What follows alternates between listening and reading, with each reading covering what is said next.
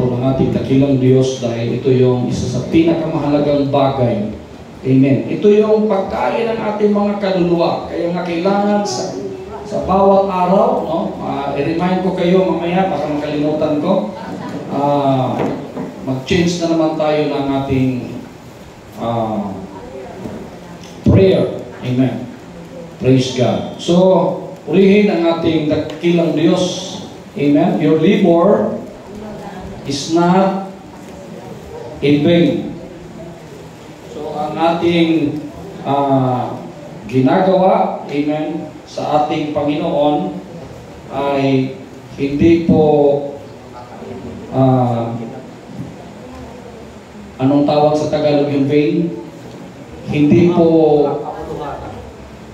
mabaliwala o hindi po magiging parang wala. Okay? So, mayroon akong kwento sa inyo. Kilala nyo si Jon Bon Jovi? Sino po yung nakakaalam? At sino yung nakakilala kay Jon Bon Jovi? Ha? Sino? Ano yung pinaka-famous niya na kanta na alam ninyo? Yung Bed of Roses at saka yung Runaway. I wanna lay you down. Yun ba? Alam natin yun. So, bakit ko binanggit ito si Jon Bon Jovi? Kung nakita nyo na medyo may edad na siya, i-clear dito medyo dahil maliwanag kasi. Pero si Jon Bon Jovi, amen, ay isa sa pinaka philanthropist na singer, no? Sabi dito, Jon Bon Jovi, 62 years old, singer of a famous rock band, with worldwide hits like, boy, may worldwide. Worldwide hits, Runaway and Bed of Roses, and it's worth more than 400 million. Imagine that. Yung nabinta ng kaniyang famous hits na Runaway at saka Bed of Roses. But, napasabing ba, si Jon Bon Jovi ay hindi po nagiging makasarili. May kausap ako. Minsan tayo kapag diba, may kunti tayong blessing, meron tayong inisip na gusto kong makatulong sa ganito, gusto kong bumili ng ganito. Pero isa sa pinakamahalagang example bilang naglilingkod sa Diyos, lagi nating tandaan ito. Kasi minsan, nagiging imbalance tayo. Hindi na nagiging balanse yung ating paglilingkod sa Diyos at the same time, yung ating ginagawa sa araw-araw. No? Can you imagine? Mula Lunes hanggang Sabado, guilty tayong lahat na hindi tayo nagbabasa sa salita ng Diyos. May kausap ako? Pagdating pa dito, imbis na makikinig ka sa salita ng Diyos, inaantok ka, nagsisilpon ka, ano pa, nagkikipagpintuhan ka sa katabi mo. Amen? Amen, Sister Jean? So, nawawala yung ating seriousness. Remember, we call the Word of God holy. Hindi ito biro. Dahil ang kapalit nito, buhay na walang hanggan. Can you imagine kapag nagkasakit ka nga, Sister Generous, ba, kahit na alam mo na kapag namatay tayo, meron naman tayo buhay na walang hanggan, pero nagpapanik din tayo. Pero kapag minsan malusog tayo, Sister Laling, hindi natin maisip yun. Minsan kapag may pera tayo, may trabaho tayo, may negosyo tayo, hindi natin naisip yan. Okay lang yun. Pero kapag darating na yung kapag subukan sa buhay natin, doon na natin na isa-isa ma-realize, may pagkukulang ba ako? Saan ka ba, Panginoon? Itong si Jon Bon Jovi, Hindi ko alam kung naglilingkod ba siya sa Panginoon. Hindi naman sinabi dito. Pero sabi dito, he was seen in photo washing dishes. Hindi mo imagine? Sarili niyang restaurant. Kinig ba kayo? Sino yung mga tamad maghugas ng pinggan dyan? Sino yung nagtutulakan kapag maghuhugas na ng pinggan? Diba? Minsan tayo, para tayong sino, nakapagtrabaho lang tayo, umangat lang tayo, parang wala na tayong pakialam kung diba? Pero itong taong ito, dito ko kukunin yung mensahe natin. Itong taong ito, pinapakita niya, though he is famous. He is a millionaire. May kausap ako, na minsan tayo, kunting bagay lang, kunting blessing lang sa atin, ipinagkait pa natin para doon sa mga nangangailangan. At minsan nakakalimutan pa natin yung obligasyon natin para sa Panginoon. Kaya nga, nakukwento ko sa inyo, bakit kapag kumakain tayo sa labas, kaya natin bumunot ng 1,000. Sister generous. Pero pag para sa Panginoon, parang hanggang ngayon, hindi pa natin natapos to eh. May kausap ako. But si John Bon Jovi, nakikita, no? Di naman siguro magkukunyari yan kasi sa kanya yung restaurant. Sa kanya yung restaurant na tinatawag na Soul Kitchen na matatagpuan sa Newark, New Jersey. At alam niyo ba, that is 24 hours na nagkikater, na nagpapakain ng mga taong gutom at walang mga tahanan, homeless. 24 hours. Can you imagine? Ang sabi dito, the purpose of serving free meals to homeless people in that community 24/7, John Bon Jovi should shoulders all the operating expenses of Soul Kitchen after he promised to serve free food for the homeless for as long as possible. Hindi lang mga homeless yung kanyang pinagpakain. Lahat yun na nagtatrabaho. Lahat yun. Siya ang magsusoldier mo. For free. May nagawa tayo? Na ano yung pinipicture out dito mga kapatid? Pinipicture out dito na minsan, kausapin natin yung sarili natin sa Rilby, na minsan masyado na tayo nagiging makasarili.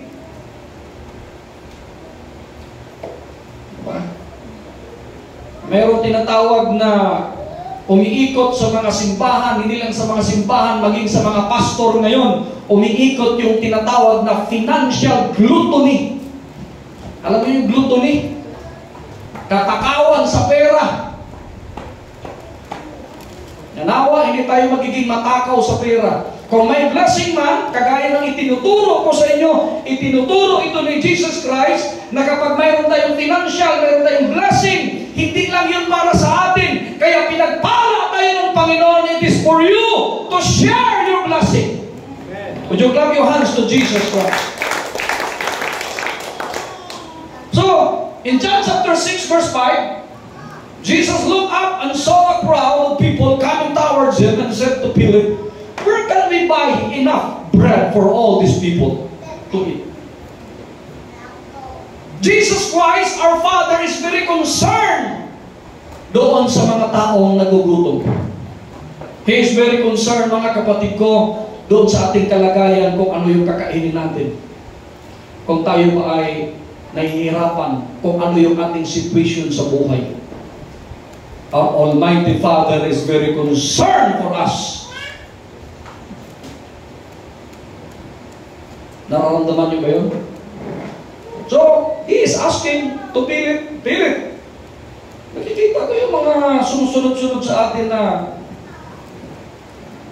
gutom ito sila. Saan kaya tayo makabili ng pagkain? Huwag nating iwala sa ating mga kultura. May kausap ako, ang kultura nating mga Pilipino, kahit wala tayong pagkain, kapag meron tayong bisita, ini-invite natin na pakakainin, diba? At tayo namang mga Pilipino, kahit hindi pa tayo kumakain, pag in-invite tayo, sinasabi natin, "Hindi po, kumakain na po ako." In vice versa, ganun tayo. Tama, mali. Kahit na gutom ka na, habang sumusubo siya, takam na takam ka. Di ba? At sinasabi, di po, kumakain na po ako. Dahil nahihiya po tayo. At tayo din, kahit wala tayong ulam sa Sirilbi, ginagawa natin, nag-aalok tayo, kahit may kapitbahay na dumadaan, kain po tayo. Because that is the culture of a Filipino. Diba? Hindi tayo mga Kastila, pero yung espiritu ng mga Kastila, mga kapatid ko, ay umiikot na rin sa atin. No? Na nagiging kanya-kanya tayo.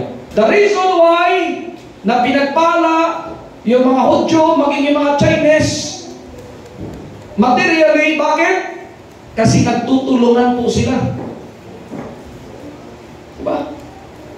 Kaya nga minsan, nakakakain tayo masarap na pagkain. Bakit? Kasi nag-chip in po tayo. Diba? Did you see, amen? So, in John chapter 6 verse 6, he asked Philip this question to test him. Sabihin mo sa katabi, sinubukan ka na ba ng Panginoon? Minsan bibigyan ka ng blessing ng Panginoon. Pag binibigyan ka ng blessing ng Panginoon, sinusubukan ka lang yan. Tinitest sa'yo kung talagang ano ba yung totoo mong ugali. Kahit na alam ng Diyos. Because God is all-knowing God. Alam naman ng Diyos. Pero gusto niya, kasi ang Diyos kasi hindi tayo robot na parang nire-remote. Gusto ng Diyos, mga kapatid, na tinuturuan tayo paano tayo mag-isip. Kasi binigyan tayo ng free moral agent ng ating Panginoon how to decide. Kung paano tayo mag-decision. So, Jesus Christ tested Philip, and Jesus already knew that or what he planned to do. Alam na talaga ng Panginoon, Brother Romel, kung ano yung gusto niyang gawin, ano yung plano niya. Pero sinusubukan lang niyang kausapin yung ganyang alagad. Diba? O tingnan ninyo, noong pinatayo natin ito, gusto lang ni Brother Louie noon, maiksi lang, sabi ko, pag na, anong tawag ito, kung ano yung ceiling noon, yun lang din, sabi ko, sobrang init noon. At ang gagawin natin, maging aircon tayo. Diba? Sa isang buwan siguro, okay lang, tumutulong pa kayo pagbayad. Next month siguro, Pastor, may bayaran din kami. Diba? Pasalamat kayo sa Panginoon. Alam niyo ba, yung bayaran natin dito, kahit ang dami nating electric pan, galit ako. Kasi palaging zero. Tuwing iniipit yan yung bill, excited akong bubuksan. So, zero na naman. Wala mga ka-challenge. Sana magpalit yung bahay namin saka dito.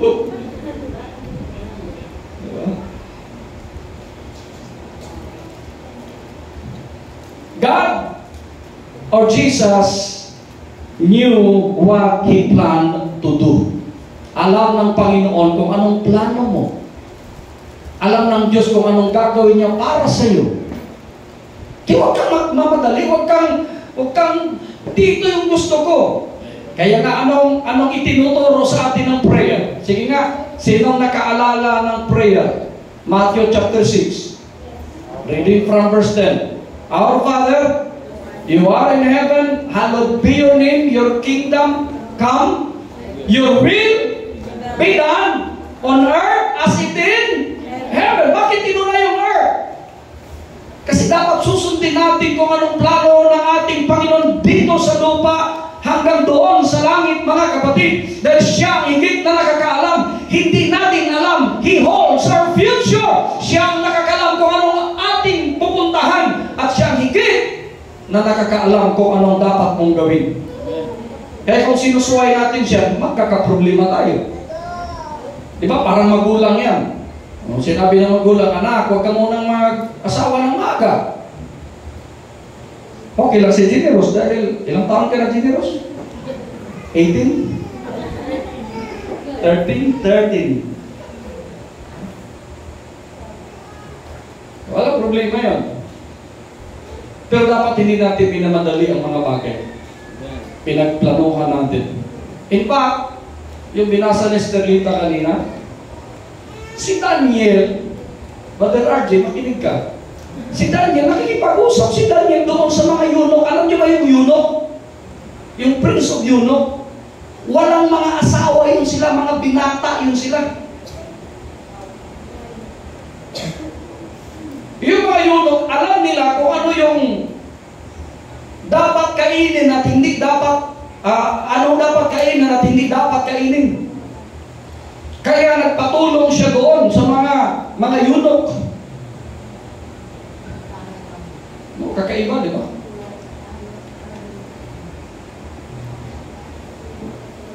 Tingnan ninyo. Ang life expectancy ng tao dito sa mundong ito, mas madaling mamatay ang lalaki kaysa sa babae. E dito sa Pilipinas, record yan, nung doon sa Jinsan, 126 years old. Mayroong native doon, Bilaan, 126 years old. Napuntahan ko yung bahay. Nung nadoon ako sa Jinsan, tinuro sa akin yung bahay. Ito yung bahay ni, kalimutan ko yung pangalan mo. Si Wangod, ilang taon na si Wangod? 100? 104, 106, parang gano'n. Oh. Samantalang si Indrili, 100 pa lang. 107. 107 na si Wangod. Oh. Mas mataas yung life expectancy ng mga babae. Kasi, alam niyo bakit? Sino gusto magtanong? Kasi nare-release ng babae yung gusto nilang sabihin. Pagkatapos yan, okay na sila. Mga lalaki, narinig mo, narinig. Minsan, nagsasalita po, karamihan, kinikimkim mo. Kaya karamihan, inaatake sa puso. Speaker of the House. Ang mga kababayan, Speaker of the House. So he knew what he planned to do. Alam ng Panginoon si Sir Hilby kung ano yung dapat niyang gawin para sa buhay natin. Kaya na dapat sa Kanya tayo magtiwala. In everything we do, we need to put God first because He will direct our path. We need to put God first. We need to seek first His kingdom and His righteousness, and all these things shall be added unto you. Yun yung gustong mangyari ng Panginoon. Kaso, hindi tayo seryoso. Kaya kahit paulit-ulit kung sinasabi sa inyo that in the beginning was the Word and the Word was with God and the Word was God. Napakabanal ng salita ng Diyos. Na mismo, noong unang mga panahon, manginginig yung mga propeta, basahin lang yung kataga ng salita ng Diyos. Imagine mo yun. Every 7 years, magbabasa yung propeta at excited yung mga tao na makikinig habang binabasa ng propeta ang scriptures, yung mga salita ng Diyos. Pero ngayon, dito na sa iPad, nasa cellphone na, sa bahay ninyo, ilan yung Bible sa bahay ninyo. Inalikabukan na ngayon, walang nagbabasa. Magmamanifest lang ang salita ng Diyos once na isabuhay mo ang kanyang mga banal na salita. And this is very serious. Kasi nakadepende kikilos ang Diyos sa buhay natin kung ano ang nalalaman natin sa kanyang mga banal na salita. Para sa sasakyan yan. Sila Brother Sinon, sila Brother Jing. Kung ano ang kanilang kaalaman sa sasakyan, depende yan kung paano nila ito aayusin.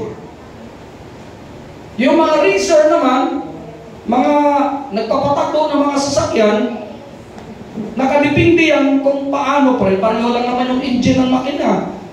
Pero kung gaano niya kakilala yung sasakyan niya, ano yung mga diskarte ng sasakyan niya, nakadepende yan. Kaya may magtataka ka, pare-pareho yung speed ng sasakyan, pero bakit mayroon nangunguna? Dahil depende yun sa kanyang kaalaman.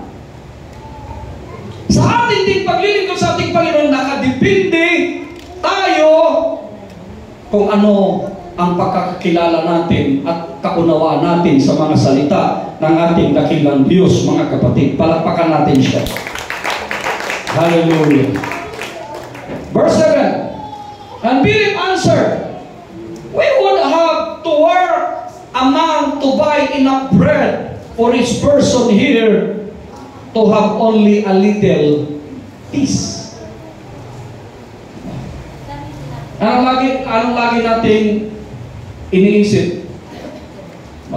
Si pastor, hindi pa nga natapos itong pinapagawa nating simbahan, nag-iisip na naman na mayroon na naman gagawin. Hindi lang yun. Hindi lang mayroon dapat ito gagawin. We always think worldwide.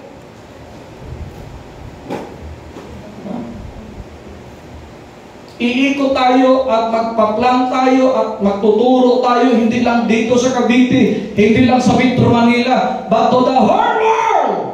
Dahil yun yung mandate ng Panginoon. Yun yung pagkatawag ng Panginoon. Hindi tayo tinawag ng Diyos sa sarili dito lang sa lugar natin. Yung natanggap natin kapangyarihan, ang sabi ng Acts chapter 1:8, and you shall receive power after that the Holy Spirit is come upon you, and you shall be my witnesses from Jerusalem, Judea, Samaria, and unto the uttermost part of the earth.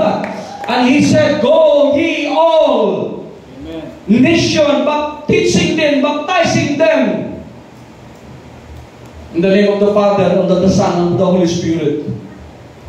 Hindi lang isang bansa, but all nations. Kaso lang nililimit natin yung sarili natin. Look at that. Sabi ni Philip, ito si Philip talaga, maano rin to, mapagtanong din mapag-isip. Sabi niya, Panginoon, magtatrabaho kami. We would have to work a man to buy enough bread. Magtatrabaho pa kami ng isang buwan para lang makabili ng kunting tinapay lang. Hindi natin kayang pakainin niyang lahat. Pero we have an experience. May kausap ako. Ilang taon na tayong nagpapakain ng ilang daang mga bata, mga kapatid, at hindi basta-basta, hindi lang lugaw yung pinapakain natin. Nagpapakain po tayo ng chicken joy. Pwede ba natin palagpakan ng ating Panginoon? So, walang imposible sa ating Panginoon. This coming September, lahat magsabing September. This coming September, instead na mag-birthday ako dito, dadalhin ko yung birthday ko doon sa ibang lugar, doon sa Dumaguete. Doon sa Robinson, Dumaguete. Doon ko dadalhin ang aking birthday. At magpapakain din tayo ng daan-daan doon. Pwede pa palakpakan natin ang ating dakilang Diyos. Woo! Hallelujah! Amen. It's about time na ang Rock Church, amen, gagamitin po ng ating Panginoon worldwide. Amen. Amen. Amen. Worldwide. Lahat magsabing worldwide. Worldwide. Wala silang magawa dyan. We are worldwide. In fact, pinag-usapan po namin, meron tayong mga branches, mga kapatid ko, sa Europe, Spain, Belgium, Netherlands, Germany, meron tayo sa Amerika, meron tayo sa Canada, meron tayo sa Taiwan, meron tayo sa Malaysia, meron tayo sa Dubai, meron din tayo sa Hong Kong, Brother Ronel. Amen. And especially dito sa Pilipinas. Ito, training ground lang ito. Kaya dapat magiging magalap tayo, mga kapatid. Di ba? Di ba masaya, Brother RJ? Masaya ba na nakarating ka ng Cebu? Masaya ba? Alam niyo bakit boring na kayo lagi? Wala pang Sunday.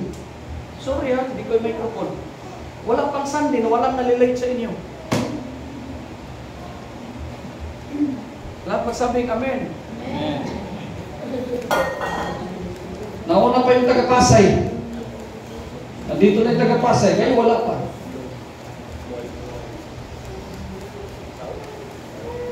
Bakit? Kasi boring na kayo. Protein na yung wala. Hindi na kayo na-challenge. Wala natin pinagandaan. Oops, sa susunod na buwan, pupunta pa na tayo sa ganito. Wow, may pinaglaanan tayo. Alam nyo, life is, full of trouble.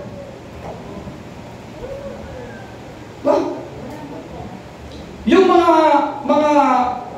mga disciples noon, yung mga apostolis noon sa Sarili, hindi na natili sa lugar nila. Dito na tayo, hintayin na natin ang Panginoon dito kasi nangako siya. Isipin mo, anong pangako ng Panginoon? Nung umakyat siya ng 40 days, kaya nga meron tayong pamahiin na pag 40 days, magsisilibrate tayo. Kasi 40 days, after namatay ang Panginoon na buhay magmuli, kikipag-usap-usap siya. Hanggang 40 days, umakyat na siya. Habang umakyat siya doon sa Mount Olive, naghihintay yung mga disipulo niya. Biglang sinabihan ng angel, umuwi na kayo. Kung paano ang Panginoon umakyat, ganoon din siya pababa. Na kung basahin natin yun, akala natin literal. Kung naghihintay yung Sister Jenny Rose, 2,000 taon na naghihintay pa rin sila doon. Hindi yun ang ibig sabihin. Ibig sabihin, babalik ang Panginoon, hindi siya physical. Magpapadala sa namang aaliw, magpapadala sa ng comforter, email, tatawagin sa kanyang pangalan. Sino yun? Ang banal na Espiritu. Kung saan po tayo, nandoon din siya. And I will be with you even unto the end of the world. I will be with you forever. Yun yung pangako ng Panginoon. 2,000 years ago, pag binasa mo yung Biblia, huwag mong isipin na ikaw nandoon. Saksi ka lang, ito pala yung nangyayari. Na pwedeng mangyayari din sa atin. May kausap ako. Pag binasa mo yung 2,000 taon na yan, magbabasa ka na. Yung binasa ni Sterlita kanina, yung Daniel, 1,000 taon na yun.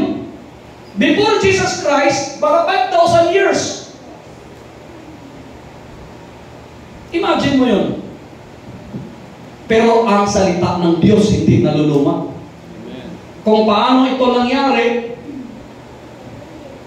2,000 years ago, imagine mo yung 2,000 years, mangyayari din sa atin. At nangyayari din sa atin dahil marami tayong mga doubt, marami tayong mga katanungan.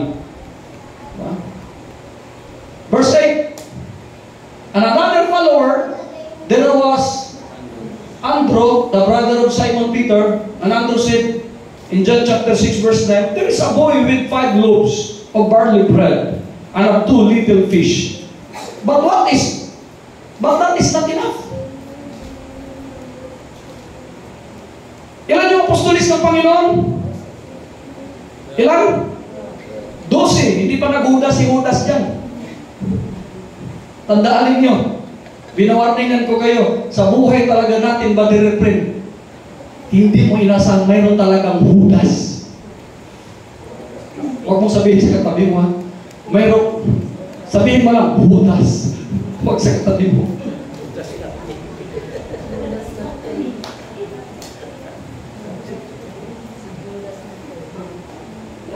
Sabi ni Andrew, kapatid ni Pedro, Panginoon, mayroong bata dito, nagangalang Jaser. May dala siyang baon.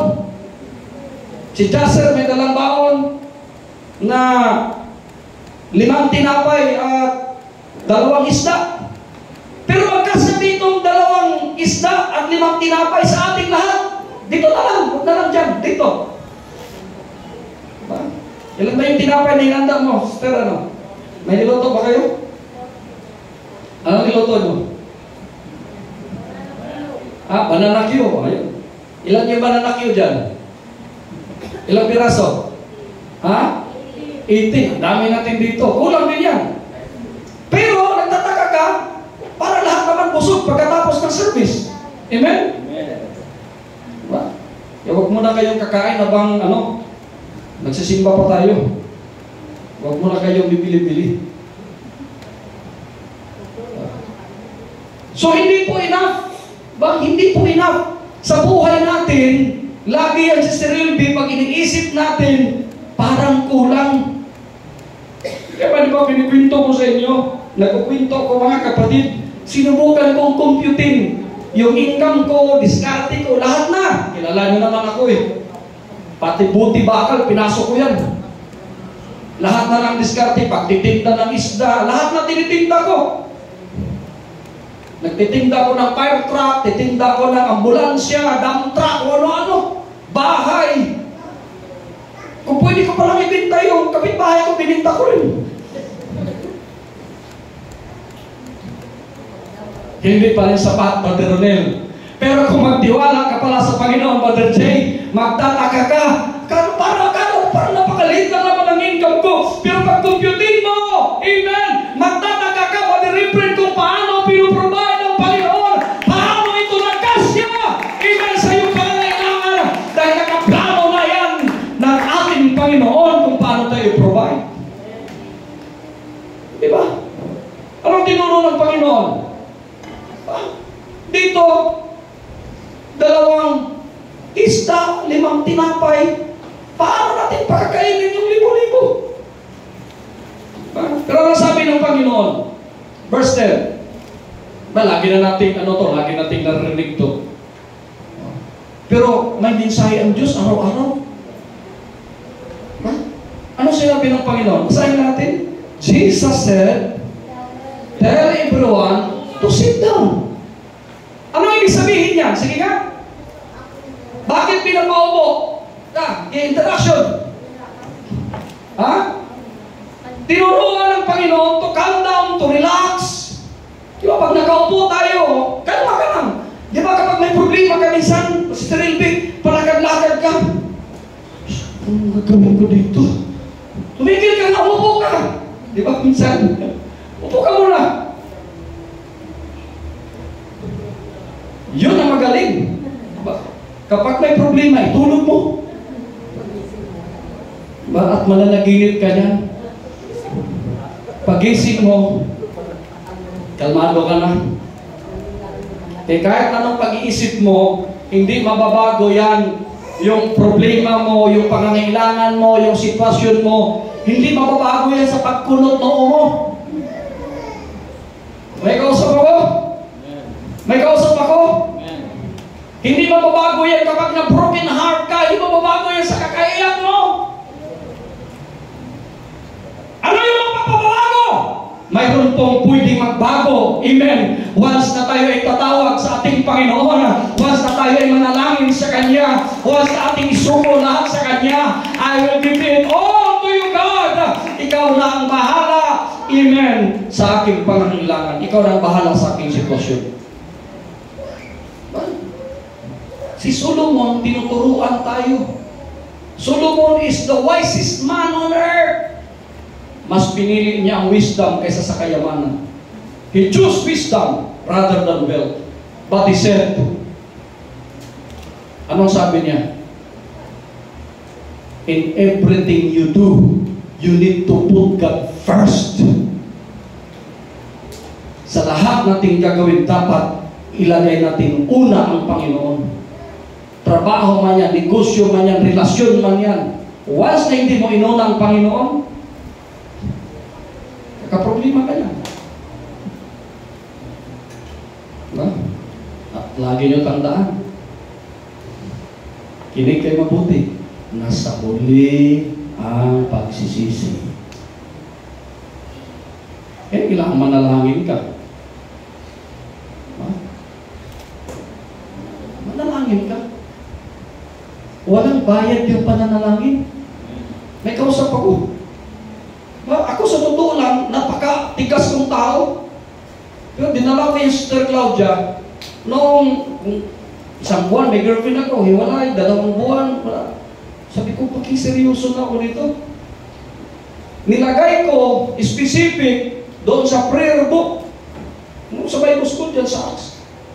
Nilagay ko doon, ito yung gusto ko mapangasawa. Ang height, 5'5 hanggang 5'8. Yan. Sinunod ko doon. At gusto ko yung maputi kasi medyo brown lang ako. Nilagay ko doon. Prayer. Specific. Totoo yan. Ito yung gusto ko. At saka yung pwede ko lang ipasyal sa Lolita.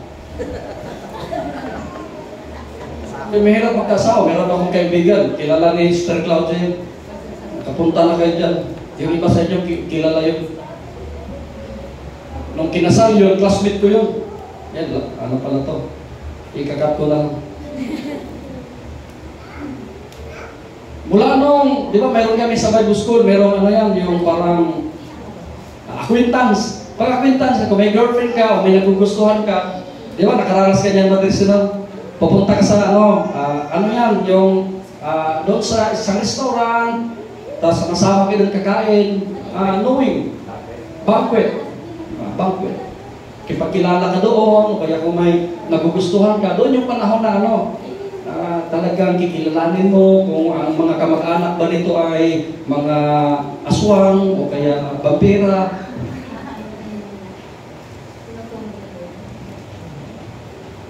Wala talaga.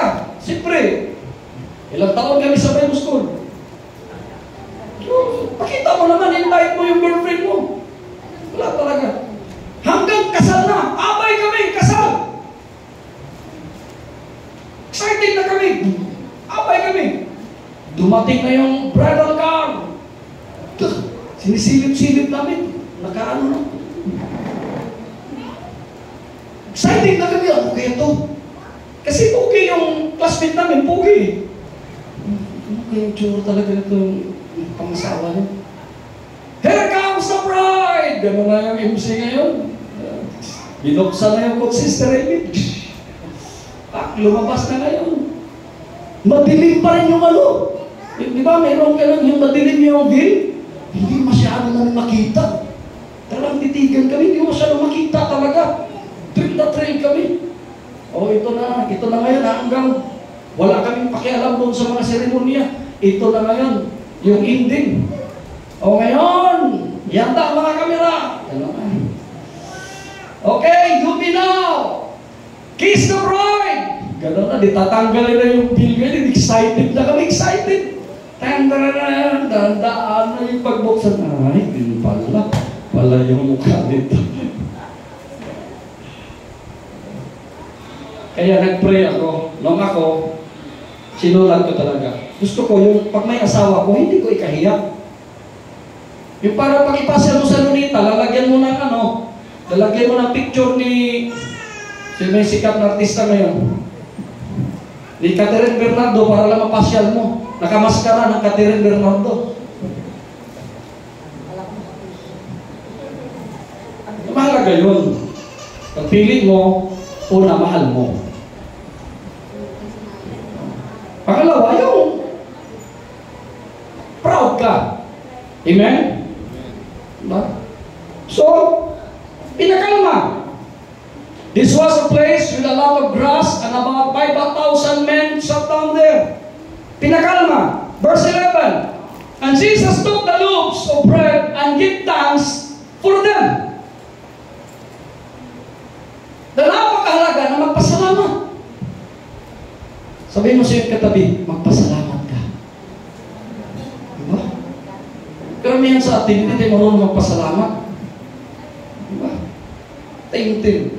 Kung talaga, minsan, pati mga anak ko, pag kumakain na, nagpipray ka, subuno. Minsan sabihin, hindi pa, iluluwa ni Billy. Hindi pa. Kaya si Ren, yan, nagpipray yan, pero sobrang bilis.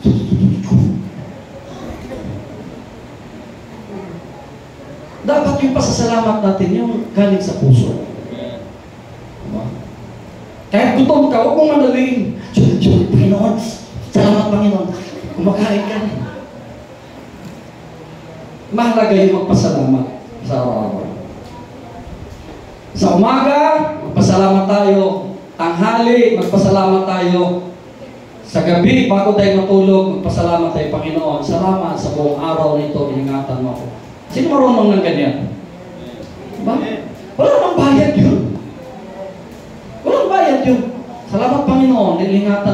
may nakita akong nasagasaan kanina. Ako, hindi. Salamat. Mahalaga yung magpasalamat. Di ba? Alam yung pinasalamatan ng Panginoon? Mayroong nag-volunteer na bata. Pero wala kang mabasa dito na mayroong isang alagad na nagsabi, may baon din ako eh. Pwede ba ibigay mo rin itong baon ko? Wala. Di ba?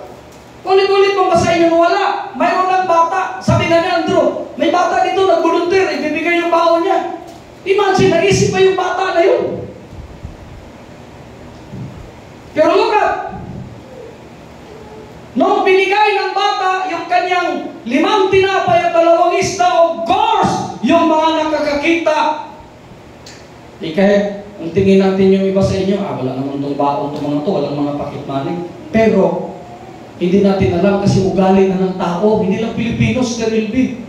Paglalakad talaga yun, kahit hindi lalakad yan, dapat kung mayroon na talaga siguro panahon na walang-wala ka, pero kapag lumalakad ka talaga, mayroon kang tinatawag na pakit. Ibig sabihin sa mga kapit, mayroon tayong baon. Kaya nakita ng mga tao, no, yung bata nga nagbigay. I-volunteer na rin natin yung baon natin dala-dala. Sister Elby. Di ba? Hindi na lang sinabi dito, pero yun yung milagro doon, na mayroong isang bata na nag-volunteer, mayroong isang bata na nag-offer. Ibig sabihin, hindi yun mayaman. Sapat lang din sa kanya, Pati Ronel, pero in-offer niya at napapakain yung 5,000 katao. Hindi pa kasama yung mga bata at mga babae. Would you see amen? Amen. Verse 12. And they all had plenty to eat. Diba? Bakit dumami ang kanilang pagkain? Of course, meron silang nakita nag-volunteer. Tingnan niyo yung ginawa natin dito. Ba? Sabi ko kay Brother Louie, sir, unahan mo na. Kapag nakita ng mga kapatira niya na unahan mo, nagbigay ka ng materials dito, susunod na. Susunod na yun. Kahit pa paano, di ba? Unti-unti. Kasi may namumuna, may nag-volunteer. Sa isang relasyon, may kausap ako. Dapat mayroong mag-volunteer. Kasi kapag magpagpapatigasan kayo pareho, yun yung dahilan na maghihiwalay kayo. May kausap ako. Kaya nung medyo nagkatapuan si RJ sa kayong si Faye, nalulungkot ako. Hindi. Sabi ko, hindi pwede ito. Pinausap ko si Faye. Ito to. Hindi alam niya RJ yun. Pinausap ko. Di nakipag-debate ako. Di, ano yan? Ganito. Usap kayo. Yung naghiwalay si Jerome at saka si Generos. Hindi pwede yun. Kasi nagkikipag-usap. Pero meron akong mga kinakausap din dito. Ayaw. Wala na tayong magagawa mo. Iniiwasan ka. Anong gagawin? Hindi talaga sila para sa isa't isa. May kausap ako. Pero kumari, dapat may mag-volunteer. Mag-asawa, alam mo, si Lanil at saka si Jay. O alam mo, magtampo si Jay sa Lanil. Huwag ka rin magtampo. Di ba karamihan kayo nagtampo? Hindi, tampo rin ako. Hindi karamihan gano'n yung mag-asawa. Dapat kung magtampo, nagtampo. Hindi na ako magtampo. Sige ka na magtampo. Ako, hindi na. Okay lang ako, okay lang. Okay lang ako, okay lang. Okay lang. Okay lang. O di okay pa rin kayo, pwede rin. Masakit minsan eh. Yung mga babae pa din, once na makapagbitaw ng salita yan, tuloy-tuloy yan, hindi yan iniisip nila yung masasaktan ka. Na akala nila matigas ka. Totoo. Salita yan, masasakit. Buti na lang, pusong bato tayo.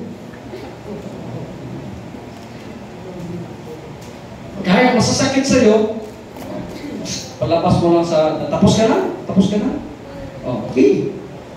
Maghalo-halo tayo sa beans. Beans, halo-halo. Huwag yung doon sa choking, matigas yung hilo sa choking. Mag-beans, halo-halo tayo. Tapos damihan mo yung sili. Damihan mo yung sili. May sili halo-halo. Kain na kayo ng beans, halo-halo? Mayroong sili doon. Sili pre-born, halo-halo. So, they all had plenty to eat. When they finished, Jesus said to His followers, gather the pieces of the fish and the bread that were not eaten. Don't waste anything. After nila kumain, nabusog, lahat, mayroon pa rin natitira na hindi nakakain. At anong sabi ng Panginoon? Anong itinuro ng Panginoon? Gusto ng Panginoon, matuto tayong magtipid.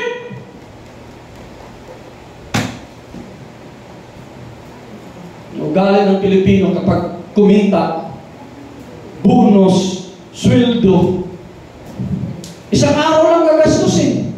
Kinabukasan, sardinas na. Wala namang masama yung kakain ka, pero dapat marunong kang magtipid. Huwag mong sayangin. Pati pagkain, pagluto ninyo, kwintado mo naman yan eh. Ilang sakong, ilang tulinadang bigas ang nasasayang araw-araw dahil sa pagsaing natin na sobra-sobra. Tapos nagsasaing pa tayo ng tutong. Kasi pinabayaan, nagsisilpon ka lang at nasunog na yung rice cooker na nga, nasunog pa. Sipin mo yan. May kausap ako, matuto tayo magtipid. Sabihin mo sa katabi, magtipid tayo. Huwag tayo magsayang. Di ba? Ilubat na nga yung cellphone. Nagawa din, cellphone mismo, sumuko na, lubat na nga. Isasaksak mo, kakamitin mo pa rin. Lubat na nga. Pagpapahinga, sabihin siya ng cellphone, boss, pagpapahingahin mo ako. Init na ako. Lubat na nga yung pagpapahingahin mo ako. Lubat na, saksak mo pa rin. Laro ka pa rin. Takes ka pa rin. Nood ka pa rin. Kung makapagsalita lang yung cellphone mo, boss, maawa ka, boss. Pagpapahingahin mo rin ako. Hindi mo ba alam? Bawat charge mo ay 5 piso yan. Sino nakakaalam? Bawat charge mo, 5 piso yan. Tuwing tayo araw-araw, 5 piso, 5 piso. Sa isang araw, maka 2-3 beses ka na-charge. Sa loob ng isang buwan, sige nga, sa 5 pesos lang times 30. Magkano yun? Ha? 450. Imagine mo yun. Ano rin? Hindi tayo dapat gagamit ng cellphone habang naka-charge. Kasi nasisira din yung battery mo. Amen? Lahat magsabing amen? Amen. Diba? So, they gathered up the pieces that were left. Dahil tinuro ng Panginoon, natuto silang i-gather yung natitira. Lahat magsabing amen. And the people had started eating with only 5 loaves of barley bread, but the followers filled 12 large baskets with the pieces of food that were left. Nagsimula ito sa 5 tinapay at 2 isda. Pero yung mga apostoles, mayroon pang natitira. Punong-puno pa yung basket nila. Ano itinuturo sa atin? Ano itinuturo sa atin? Once na marunong tayong mag-offer, once na marunong tayong magbigay, unang ko galiin ninyo. Kaya nga tinuturo ko sa inyo, di ba?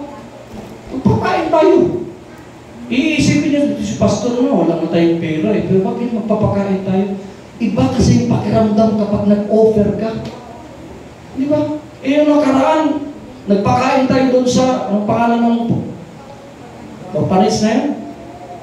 Anong pangalan nun? Limutan ko na nga eh.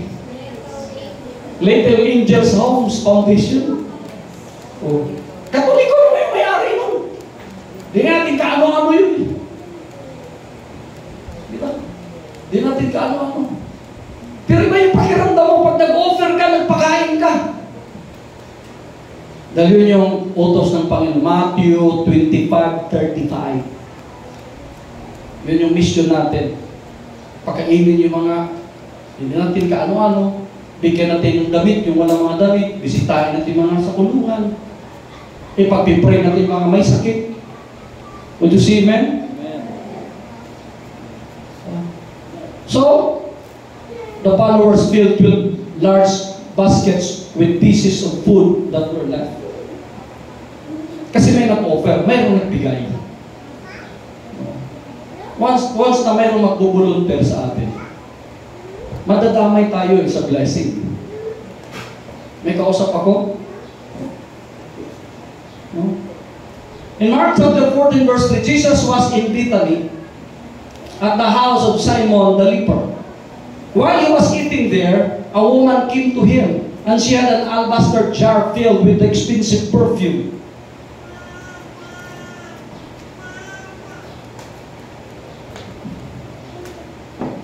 Made with pure nard, and she opened the jar and poured the perfume on Jesus' head.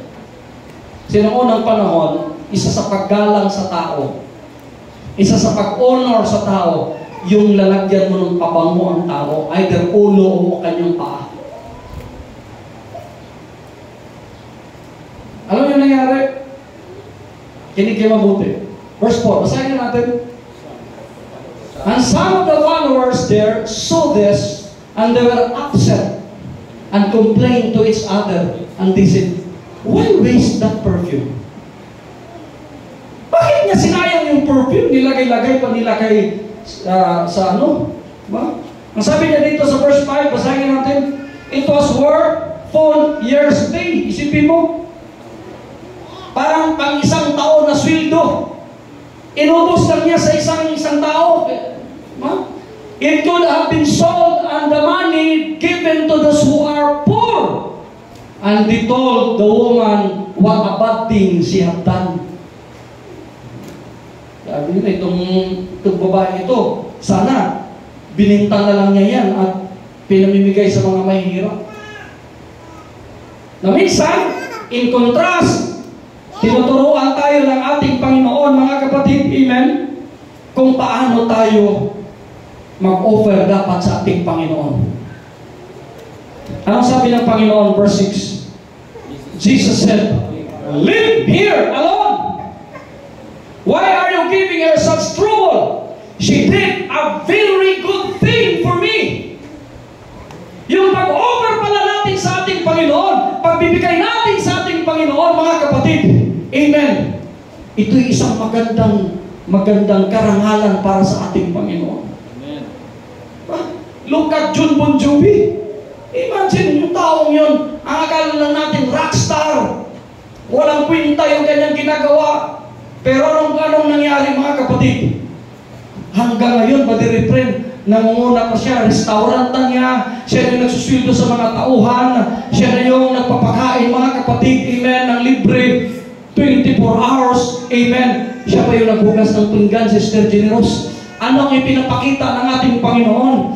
Dapat marunong tayong mag-volunteer. Dapat matuto tayo, mga kapatid, kung anong mayroon man sa atin, amen. Kapag binigay natin yan sa ating Panginoon, dubli-dubli, sigsig-lig-lig, at aapaw yan, ibabalik ng Panginoon sa iyo. Huwag kang magiging makasarili. Hirap yan ang Panginoon, libero. Buti pa nga itong taong ito. Sabi niya, you will always have the poor with you, and you can help them anytime you want, but you will not always have me. Anytime pwede ka magbigay ng burger sa katabi mo. Anytime pwede ka magpapakain sa kapitbahay mo. Pero hindi sa lahat ng panahon nag-o-offer ka sa Panginoon. May kausap ako. Ulitin ko. Kung kaya na natin bumunot sa ibang bagay, how much more sa Panginoon? May kausap ako. Amen? Amen? So it is not a waste. It is not a waste. Last verse, Hebrews chapter 11 verse, basahin natin. Cain and Abel both offered sacrifice to God. Pakinig kayo mabuti. This is the last verse. Pareho sila nag-offer, Brother Ronel. Si Cain at saka si Abel pareho nag-alay sa Panginoon. Nagmasabing but Abel offered a bitter sacrifice to God. Bakit? Bakit? Because he had faith. Ang ating palang pag-offer, ang ating palang pagbibigay sa ating Panginoon, dapat pala may katumbas ito na pananampalataya para kalugdan tayo ng ating Panginoon. Huwag tayo magbibigay na napipilitan. Kaya starting Sunday, lahat magsabing Sunday, hindi na tayo magpapa-offering dito. Subukan ko kayo. Ilagay na lang natin dyan. Service, tuloy-tuloy na lang tayo. Meron na tayong sobre. Lagay dyan. At kayo na mismo ang maglalagay dyan. Voluntarily, yung galing sa puso ninyo. Kasi minsan parang nakakahiya na, sige, yung bigay tayo sa Panginoon. Tapos parang, siyempre, nahiya din yung ibang walang maibibigay. Kaya voluntarily. Next Sunday, ilalagay ko dyan. Wala nang yung MC, wala nang sabi, magbigay tayo sa Panginoon.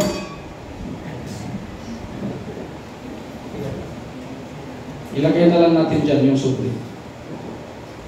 Ngayong Sunday, may supli pa ba tayo? Ngayong Sunday, kumuha na kayo ng supli dyan. Kung ayaw nyo rin, walang problema. Ang sabi dito, bakit nagustuhan ang offering ni Abel? Dahil meron siyang pananampalataya. Sister Rindy, ang ating pagbibigay dapat kasama yung pananampalataya. Kasi kung magbigay tayo na parang, bakit galit yung Panginoon doon sa Pariseo? Kasi yung balo, 5 sentimo lang yung kanyang binigay. Yung Pariseo, habang nagbibigay, may kasama pang rondalya, bumbo. May kasama pang yung sayaw-sayaw. Parang ting ting ting ting ting ting ting. Habang yung mga libo-libo ginaganon-ganon ang Pariseo. Oops! Kita ka sa Facebook niya. Yung sa sayaw-sayaw, tapos papunta-punta doon sa offering. Kaya nga dapat, ano ginagawa natin? Dapat nga, tinatago natin yung offering natin. Kasi parang nakakahiya eh. Parang nakakahiya sa Panginoon. Yung ikaw lang at ang Panginoon. Naintindihan niyo ba ako mga kapatid? Yung itago mo. Between you and God. Sorry ha. Pero minsan di ba pag nagbigay tayo, nagbigay natin ganito lang. Tapos, kasunod natin nagbigay, mas malaki sa kanya, parang nakakahiya. O kaya, nauna yung maliit, Brother Fred, sinundan mo, medyo malaki sa'yo. Ang kunti naman, mas mayaman din sa akin, kunti lang binigay. Magkakaroon tayo ng kasalanan. Naintindihan niyo ako? Parang, imbis na nagbibigay kayo na mayroon pala ng palataya, tapos pusong pagbibigay, nagkakasala ka patuloy. Ba? Ako, sa totoo ako minsan, sasabihin ko sa inyo, totoo akong tao. Kaya nga, yung wallet ko, meron dollar palagi yan. Pag walang-wala na talaga kung mabunot, binubunot ko yung dollar. Yun yung binibigay ko. Naalala ko nung may kinasal kami doon sa doon sa Batangas. Walang-wala talaga si Rilby. Siyempre, tinatawag yung mga yung mga bigay, ganito, ganyan. Kaya mo ito. Binanot ko. Kaysa isang $100.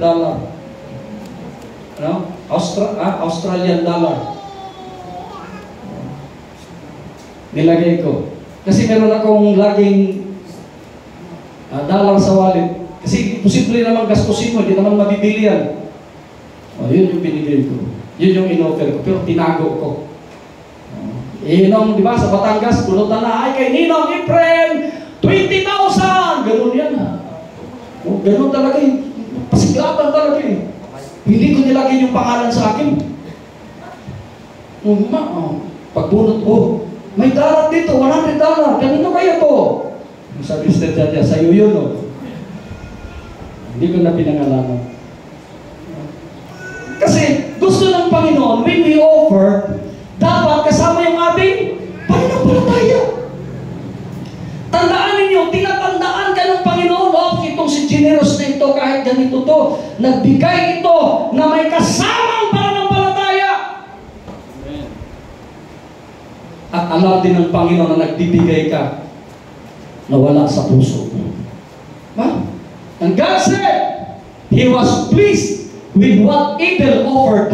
And so God called him a good man because, he had faith. Mayroon siyang pananampalataya. And Abel died. Bakit namatay si Abel? Alam yung kwento, bakit namatay si Abel? Kasi nainggit ang kanyang kapatid. At pinatay sa mismo ng kanyang kapatid, si Sir Elby. Hindi maiwasan sa pamilya kapag mayroon ng umaangat. Kahit magkakapatid, Padre Sinon, nagkakainggitan.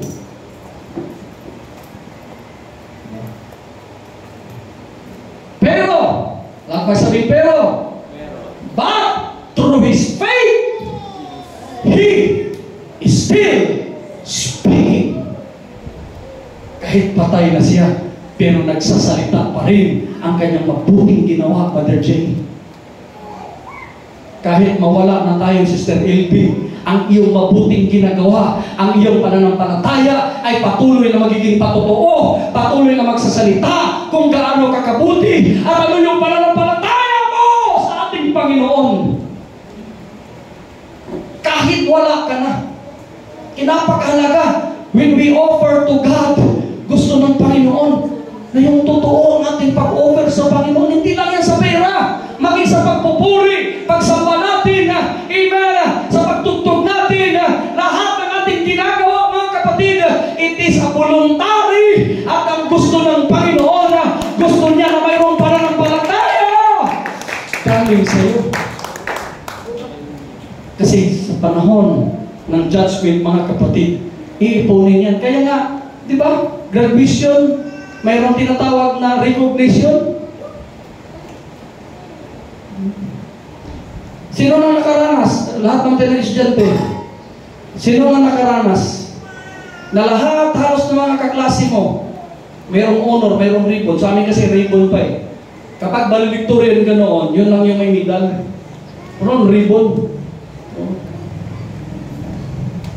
Di ba parang masakit? Parang masakit yun. Lahat ng mga kaklase ko. Mayroon ba kayong classmate na wala ding, walang honor?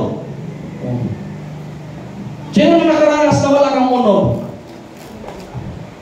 Parang pangit yung pakinggan, walang honor. Grabe, dapat may honor ako, mabait naman ako May karangalan. Ibig sabihin, ano ka itong baston? Walang karangalan. Parang pangit, no? Mumungkahi ko yan. Makipag-meeting ako dyan sa Dapat tanggalin natin yun. Lahat ng estudyante na nagtapos, dapat may karangalan. At mayroon lang, may pinakamataas na karangalan. Dapat ganun. Di ba? Pero problema, may mga karangalan, may pinakamataas na pangalan. Ano pa sunod doon? May karangalan, mataas na karangalan at pinakamataas na karangalan. Yung walang karangalan, parang kawawa eh, walang karangalan, may karangalan. Sipin mo, no? Sabihin ko kay DepEd Secretary Inday Sara Duterte yan. Dapat lahat na nagtapos may karangalan sa LB. Para proud ka. May karangalan. So lahat po tayo mga kapatid, may karangalan. Amen? Sa ating Panginoon. Amen? Maliit man yung binibigay mo, Ba? O malaki man yan. Ano ang gusto ng Panginoon? Dapat meron kang pananampalataya. Huwag mo ipangandagan. Ang laki-laki na ng binigay ko. Pinalala niyo noon? Ba? Nangyari. Lagi kong kinuminto yun before I end this message. Meron isang kwento ng isang pastor. Ba? Mga member niya, kinausap siya, mag-backslide na. O na, halimbawa, lumapit sa Rilby. Pastor, mag-backslide na ako. Ganun ba sa Rilby? Ako kasi nag-donate ng mga upuan. Kukunin ko na lahat ng mga upuan. Sunod na Sunday, Brother Archie. Tayuan mga kapatiran, wala na upuan eh.